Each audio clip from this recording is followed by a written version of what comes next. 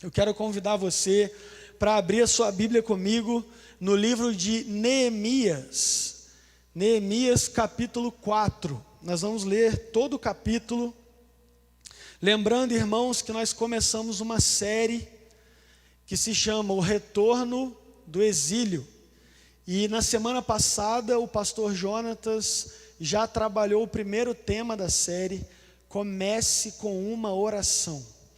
E o pastor Jonatas baseou todo o seu discurso, toda a sua pregação no livro de Neemias. E hoje nós vamos continuar observando algumas lições que esse livro tem para nos dar nessa noite. E hoje eu vou falar sobre esse tema: a vida não pode parar. Então eu quero que você leia comigo a palavra de Deus, livro Neemias em cativeiro. Não lhes encubras a iniquidade, e não se risque de diante de ti o seu pecado, pois te provocaram a ira na presença dos que edificavam. Assim edificamos o muro, e todo o muro se fechou, até a metade de sua altura, porque o povo tinha ânimo para trabalhar. Mas ouvindo Sambalate e Tobias, os arábios, os amonitas e os asdoditas, que a reparação dos muros de Jerusalém ia avante, e que se começavam a fechar-lhe as brechas, ficaram sobremodo irados. Ajuntaram-se todos de comum acordo para virem atacar Jerusalém e suscitar confusão ali.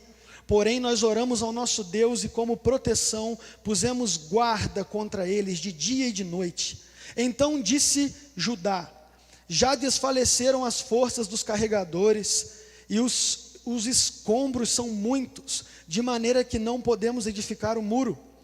Disseram, porém, os nossos inimigos: não saberão disto, nem verão, até que entremos no meio deles e os matemos. Assim faremos cessar a obra. Quando os judeus que habitavam na vizinhança deles 10 vezes nos disseram: de todos os lugares onde moram subirão contra nós, então pus o povo por famílias nos lugares baixos e abertos, por detrás do muro, com as suas espadas e as suas lanças e os seus arcos. Inspecionei, dispus-me e disse aos nobres, aos magistrados e ao resto do povo: não os temais, lembrai-vos do Senhor, grande e temível, e pelejai pelos vossos irmãos, vossos filhos, vossas filhas, vossa mulher e a vossa casa. E sucedeu que, ouvindo os nossos inimigos, que já o sabíamos, o que Deus tinha frustrado o desígnio deles, voltamos todos nós ao muro, cada um à sua obra.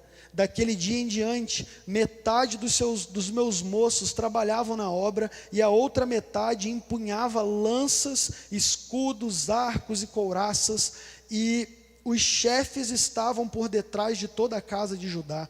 Os carregadores, que por si mesmos tomavam as cargas, cada um com uma das mãos fazia a obra, e com a outra segurava a arma. Os edificadores, cada um trazia sua espada à cinta, e assim edificavam. O que tocava a trombeta estava junto de mim. Disse eu aos nobres, aos magistrados e ao resto do povo: grande e extensa é a obra, e passarmos por dificuldades extremas. É muito comum nos sentirmos desanimados e sem interesse de continuar. Muita gente, em períodos de dificuldade, pensam em desistir, pensam em se acomodar e parar de tentar, porque está muito difícil. Mas quando a gente olha para textos como esse, da palavra de Deus, a gente é confrontado pela palavra do Senhor, pensando: porque eu estou com vocês. A vida não pode parar, porque Deus está comigo, e Deus está com você também. Deus está conosco. Então, ainda que as circunstâncias sejam muito difíceis, há motivos para continuar, porque o Senhor está do nosso lado.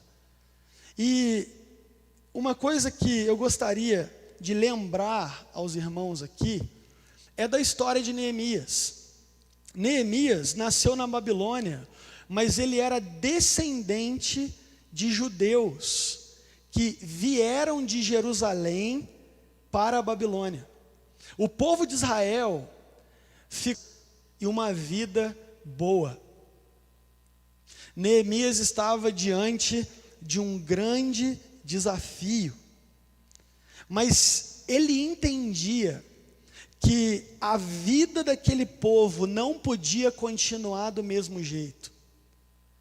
Neemias estava vivendo muito bem na Babilônia, afinal de contas, ele trabalhava do lado do rei, ele tinha tudo do bom e do melhor, mas ele sentiu compaixão pelo povo que vivia em Jerusalém, e ele se recusou a uma notícia como essa que ele recebeu e ficar parado de braços cruzados. Ele uniu forças para ir até aquela cidade e fazer alguma coisa para ajudar aquele povo. Mais que isso, ele uniu forças para reconstruir os muros da cidade de Jerusalém, que devolveria para aquele povo a segurança. E no capítulo 4 você enxerga isso, porque o texto diz assim, ó: tendo Sambalate ouvido que edificávamos o muro, ardeu em ira e se indignou muito. Toda vez que a gente vai fazer algo para Deus, vai surgir alguém que não vai gostar disso aí. Todas as vezes que a gente quer fazer algo relevante, vai aparecer gente para sentir inveja e para desejar que dê tudo errado. Gente que fica irada, sabe? Gente que vai se incomodar tanto com aquilo que a gente está querendo viver, que vai fazer de tudo para impedir isso. Se não aparecer alguém, vai ser o diabo, viu? Se tem alguém que não gosta de recomeços, de reconstrução, zombando, começavam a contar um monte de coisa. Ó, vocês estão tentando reconstruir aí, vai vir povos inimigos de tudo que é lado para atacar vocês, e esse projeto não vai dar certo.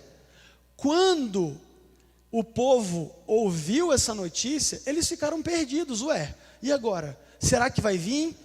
Será que não vai vir? Será que vai dar certo? Como é que vai ficar isso?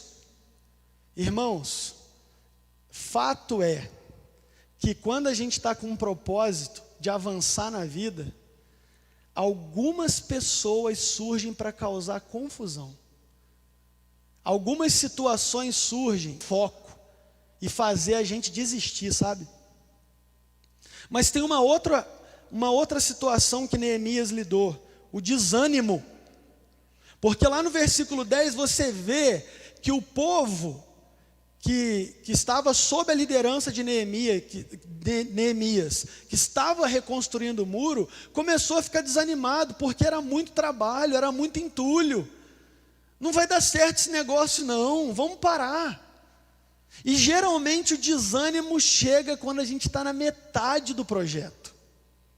Você imagina se os irmãos dessa igreja, quando estavam construindo esse espaço aqui, desanimassem, porque era caro demais, grande demais, a gente não estaria nem aqui, nesse espaço lindo.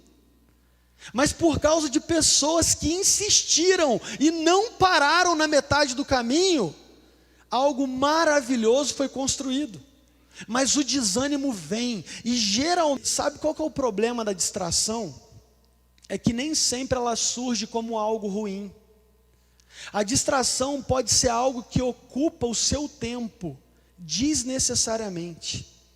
Às vezes uma amizade ruim que está impedindo você de avançar. E a gente tem que tomar cuidado com certas pessoas que estão à nossa volta, tomando nosso tempo, ou às vezes nos influenciando com conselhos errados, tentando fazer a gente distrair do propósito. Deus está chamando você para uma nova vida, para um novo tempo. Aí surge um amigo para te dar um conselho errado. Isso é distração. Isso pode ser usado pelo diabo para tirar você do caminho. Tome cuidado. E, por último, um sexto opositor que Neemias enfrentou, a insistência. Lá no capítulo 6, versículo 4, tem uma informação que eu acho muito curiosa. Lá o texto diz assim, que por 4 vezes os adversários de Neemias insistiram com essa reunião. Eles não desistiam. E se aconteceu com Neemias, vai acontecer comigo e com você também. Isso aconteceu com Adão e Eva no jardim do Éden. A mulher comeu do fruto proibido por causa da insistência da serpente. Dalila, de tanto insistir para Sansão contar qual era o segredo da força dele, conseguiu deixar o homem com uma impaciência de matar, diz a Bíblia. A palavra de Deus diz que ele ficou com uma impaciência de matar, de tanto que ela insistia para que ela contasse o segredo, para que ele contasse o segredo. E ele contou. E ele falou: olha, se cortarem o meu cabelo, eu perco a minha força. E isso lhe custou a vida. O diabo não vai desistir de colocar empecilho no meu e no seu caminho, porque ele não quer que nós avancemos. O diabo não quer que a gente progrida, que a gente melhore. E tem pessoas que também não querem. Tem gente que não quer mudar de vida, não quer melhorar de comportamento e se incomoda quando vê alguém próximo melhorando. Em vez de ajudar, ela quer que a pessoa fique do jeito que ela está, parada onde ela está, acomodada do jeito que ela está. Só que nós não vamos nos acomodar, irmãos. A vida com Deus, os propósitos de Deus na nossa vida não podem parar. Irmãos, se a gente fosse dar ouvidos para todo mundo que quer dar conselho para a gente, essas portas não estariam abertas hoje, viu? Tem muita gente que não concorda com esse momento aqui. Tem muita gente que diz, melhor seria se ficasse fechado por muito tempo. Só que a obra de Deus não pode parar, meus irmãos. A igreja do Senhor precisa voltar. As pessoas estão precisando disso. Só que o inimigo vai insistir. Pessoas vão insistir para nos impedir de prosseguir. E aí, irmãos, diante disso, eu gostaria de falar sobre algumas lições que esse texto nos traz hoje, se nós queremos seguir adiante, se nós queremos avançar na vida. Preste atenção em lições preciosas que Neemias tem para nos oferecer hoje. Para seguir em frente, para progredir, para avançar, para sair do estágio onde estamos e ir para um melhor, em primeiro lugar, a gente precisa reconhecer a nossa dependência do Senhor.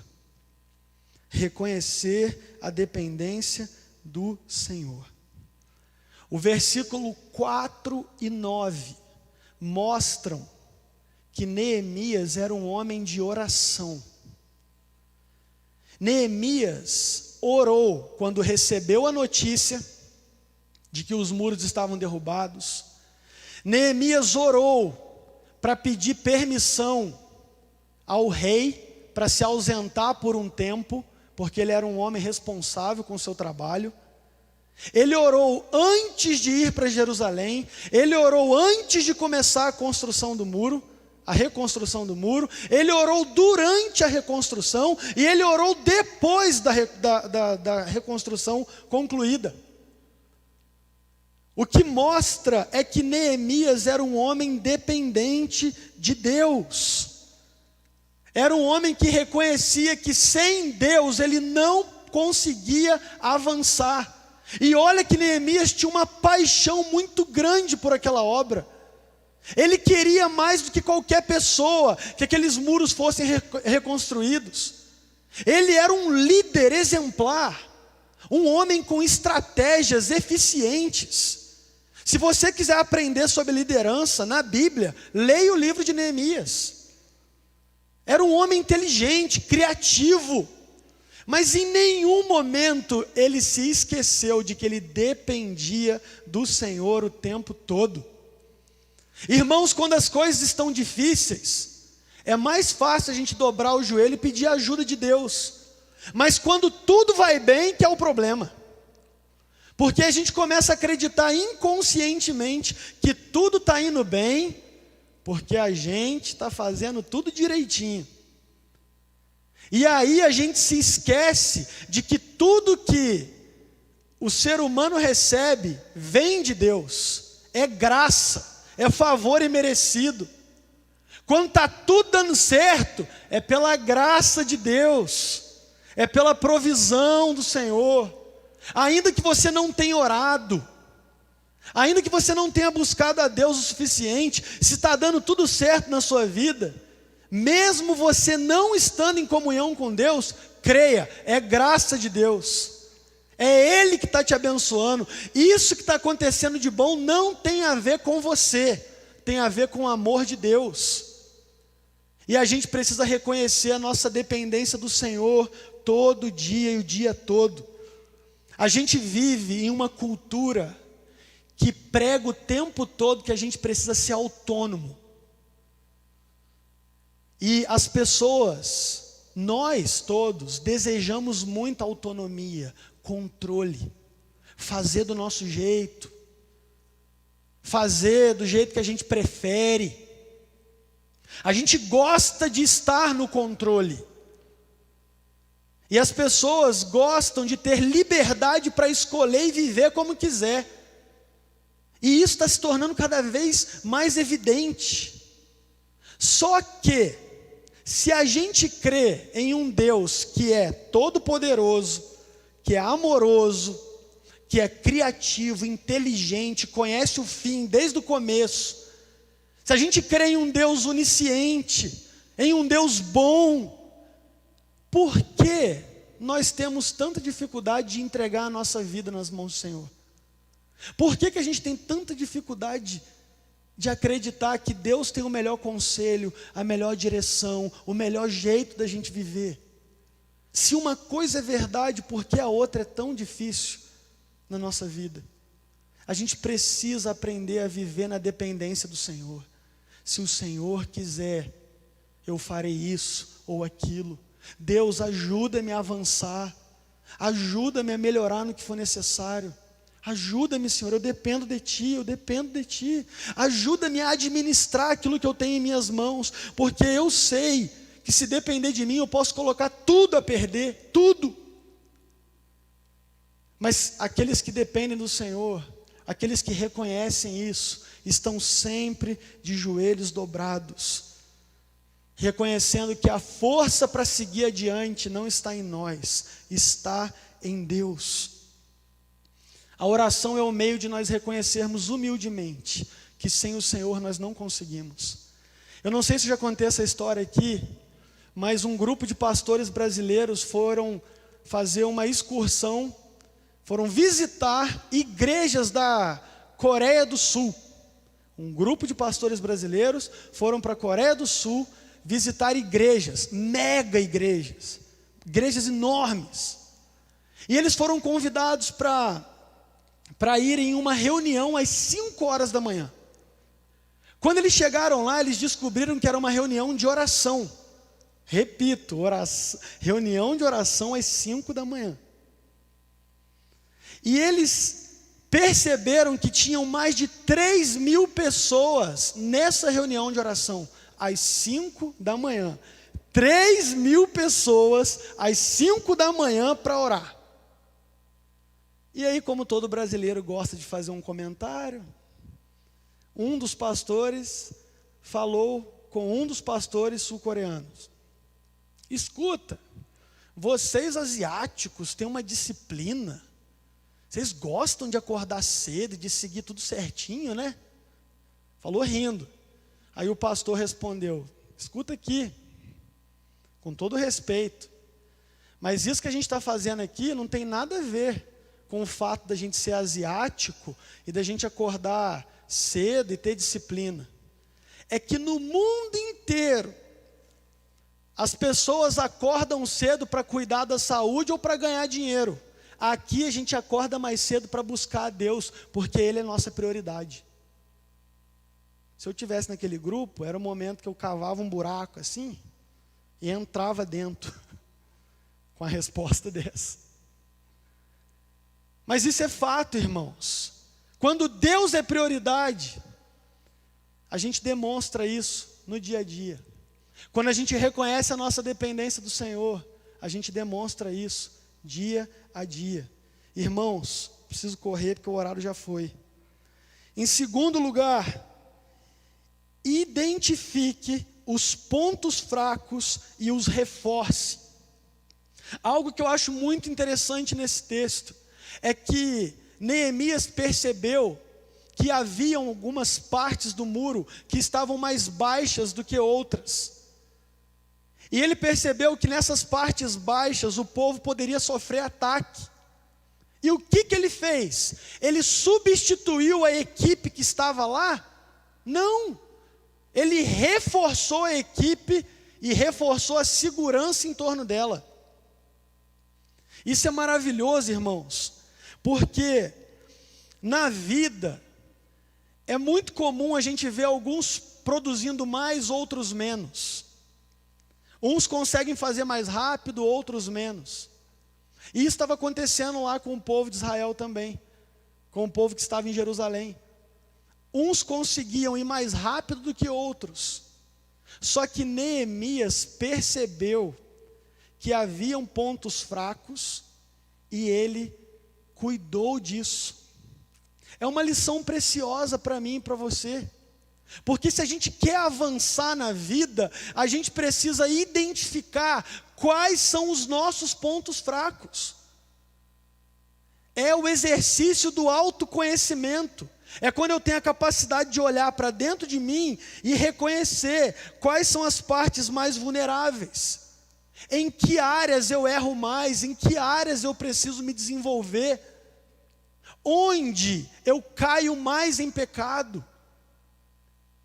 E pensando nisso ainda, algo que enche meu coração de alegria, é que Neemias percebeu que algumas pessoas na obra precisavam de mais ajuda do que outras. Quando eu penso nisso, irmãos, eu acho assim, se a gente quer avançar como igreja, a gente não pode fortalecer só um ministério. Porque é muito bom quando um ministério vai bem, mas se outro ministério vai mal, a gente não tem que fortalecer mais o ministério que vai bem, a gente tem que ajudar aquele que vai mal. Se tem alguém entre nós precisando de ajuda, seja emocional, seja espiritual, a gente precisa prestar atenção nessa pessoa com muito carinho e valorizar a dificuldade dela, para fortalecer essa pessoa. Às vezes, no nosso meio, tem muros mais baixos do que outros. E a gente precisa fortalecer uns aos outros, se a gente quer avançar. Afinal, a gente é o corpo de Cristo. Se a mão está bem, mas o pé está com problema, o corpo todo vai ser prejudicado. Identifique os pontos fracos e os reforce. Cuide disso. Em terceiro lugar, reforce a sua convicção de quem é Deus. Teve um momento da obra que o povo estava desanimado, e Neemias chegou até eles e disse assim: lembrai-vos do Senhor. Está lá no versículo 14. Grande e temível, lembrai-vos do Senhor. Porque quando a gente deixa de olhar para Deus e começa a olhar para as circunstâncias, a gente desanima, a gente não avança. Mas Neemias estava ajudando aquele povo a se lembrar de quem eles eram e de quem Deus era. Deus é poderoso, é grande, é Ele que está pelejando, lutando por nós. Lembre-se de que vocês não estão aqui sozinhos. Conversando com o pastor Luan essa semana, eu aprendi que a melhor resposta para a cultura do medo é o amor de Deus. Pessoas que estão com muito medo, ansiosas, precisam conhecer mais o amor de Deus. Porque quando a gente se submete ao amor do Senhor, a gente entende que Ele é um Pai bom, que cuida da gente o tempo todo, e que com Ele nós estamos seguros e protegidos. Paulo, lá em Romanos 8, diz assim: aquele que não poupou o seu único filho, antes o entregou por nós, não nos dará juntamente com Ele todas as coisas? O Senhor nos ama profundamente, e a gente precisa reconhecer e reforçar na nossa mente quem é o Senhor. Talvez eu já contei essa história aqui, mas vale a pena relembrar. Sabe aquela criança que perguntou para o pai: pai, qual é o tamanho de Deus? E o pai levou ela para fora de casa, mostrou um avião bem distante e falou assim: olha, filho, qual é o tamanho daquele avião? Aí o filho falou: nossa, parece ser bem pequenininho, pai. Ele pegou o filho, levou até o aeroporto e mostrou um avião de perto e falou: filho, e agora? Qual é o tamanho desse avião? Aí o filho: nossa, é enorme, pai, é muito grande. Eu não sabia que era desse tamanho. Aí o pai falou: filho, tá vendo? Deus é assim também. Você vai perceber o quanto Ele é grande se você estiver perto dEle. Se você estiver distante dEle, Ele vai parecer muito pequeno. Moral da história: quanto mais perto de Deus você estiver, maior Ele será para você. Em quarto lugar, concentre-se no legado que você quer deixar para a sua geração. Você percebe lá no versículo 14, que Neemias diz assim: lutem pelos seus filhos, pelos filhos dos vossos filhos, lutem pela família de vocês. É interessante que Neemias é muito criativo para mobilizar e achar motivação para impulsionar aquele povo. Ora, se vocês estão desanimados, lembrem-se, essa obra não é só para nos beneficiar, essa obra é para o nosso futuro, é para a nossa geração futura. Quem vai colher aquilo que a gente está plantando aqui agora são os nossos filhos, netos. A vida não pode parar, porque a gente ainda tem muitas pessoas para influenciar, para alcançar para Jesus. A sua vida não pode parar, porque ainda tem muita gente para ser abençoada por meio daquilo que você vai fazer, por meio da sua fé, por meio da sua perseverança. Tem muita gente que vai ser abençoada e alcançada por isso. Então, diante de situações difíceis, se você quiser seguir adiante, concentre-se no legado que você quer deixar para a sua geração. E por último, reconheça que sozinho você não é tão forte. Houve um momento que Neemias pensou em uma outra estratégia. Ele pediu para alguém tocar trombeta quando algum ataque estivesse ocorrendo, quando alguma situação estivesse acontecendo, alguma situação difícil estivesse acontecendo em um ponto do muro. E quando a trombeta fosse tocada, todos iam correr para lá, para reforçar e impedir que o inimigo entrasse. O que Neemias está ensinando para a gente é que quando a gente está junto, quando a gente cuida um do outro, quando a gente caminha em amor, quando a gente se preocupa com as necessidades uns dos outros, nós somos mais fortes. A gente precisa entender isso, irmãos. Não vale a pena chegar na frente sozinho.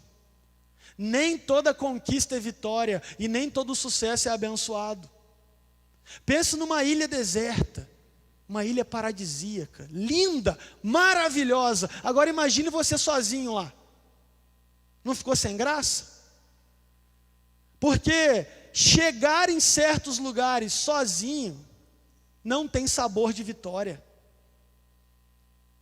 Que vitória é essa que não pode ser compartilhada? Se você ficar numa ilha deserta, sozinho, vai dar 2 dias, você vai estar escrevendo SOS na areia, desesperado para ir embora dali. Porque não vale a pena chegar sozinho, vale a pena chegar junto. As pessoas às vezes vão sozinhas, por pressa, necessidade de chegar primeiro, ganância, querer tudo para ela, ou ingratidão. E a ingratidão é da pior espécie, porque uma pessoa ingrata, ela vai com você até certo ponto, quando ela não precisar mais, ela abandona, ela vai sozinha. Infelizmente, casamentos estão terminando por causa da ingratidão. Gente que caminhou até certo ponto, mas depois decidiu ir sozinho. A gente como igreja precisa considerar se está todo mundo caminhando junto. Porque se você está muito bem, se você está avançando, está progredindo, mas tem gente que ainda não está, a gente precisa ajudar essa pessoa para ir todo mundo junto. Porque, irmãos, sozinho a gente chega mais rápido, mas junto a gente chega mais longe. Era o que Cecília Meirelles dizia. E eu quero encerrar esse momento orando com você. Pense nisso. A vida não pode parar, mas para seguir adiante, primeiro, dependência do Senhor. Segundo, reforce os pontos fracos depois de identificá-los. Terceiro, concentre-se em quem Deus é. Quarto, estou esquecendo aqui. Qual que é o quarto mesmo, irmãos? Concentre-se no legado que você quer deixar para a sua geração. E em quinto, reconheça que sozinho você não é tão forte. E assim a gente avança. Amém? Como indivíduos, como igreja, como família. Sozinho a gente não é tão forte. Vamos orar. Senhor, eu agradeço por esse momento e por essa oportunidade, em nome de Jesus. Eu reconheço que é por Jesus que eu estou aqui e que é para a glória dele. Eu reconheço, Deus, que a presença do Senhor está entre nós e o Senhor é digno de ser exaltado, de ser temido, de ser glorificado. Deus, ajuda-nos a avançar, ajuda-nos a lidar com os nossos opositores, com aquilo que às vezes tenta nos atrapalhar de progredir. Deus, ensina-nos a cada dia o teu amor por nós. Ensina-nos também, Deus, a amar mais ao Senhor. Nos ajuda a confiar em Ti. E nos ajuda, Deus, a percebermos necessidades à nossa volta. Tem tanta gente precisando de ajuda, de apoio. Não vale a pena chegar sozinho. Não vale a pena ir na frente. A gente quer ir junto. A gente quer fortalecer um ao outro. A gente quer pensar na necessidade um do outro. A gente quer avançar para honrar o Teu nome, vivendo como discípulos que se amam, que demonstram esse amor no dia a dia. Ajuda-nos também, Deus, a identificar quais as áreas de maior vulnerabilidade na nossa vida. Nós queremos cuidar dessas áreas, reforçar esses pontos fracos, para que sejamos mais produtivos, mais eficientes na Tua obra e nos propósitos que o Senhor tem para nós. Eu oro por isso, Deus, com gratidão no meu coração, por essa grande oportunidade, em nome de Jesus. Amém, Senhor.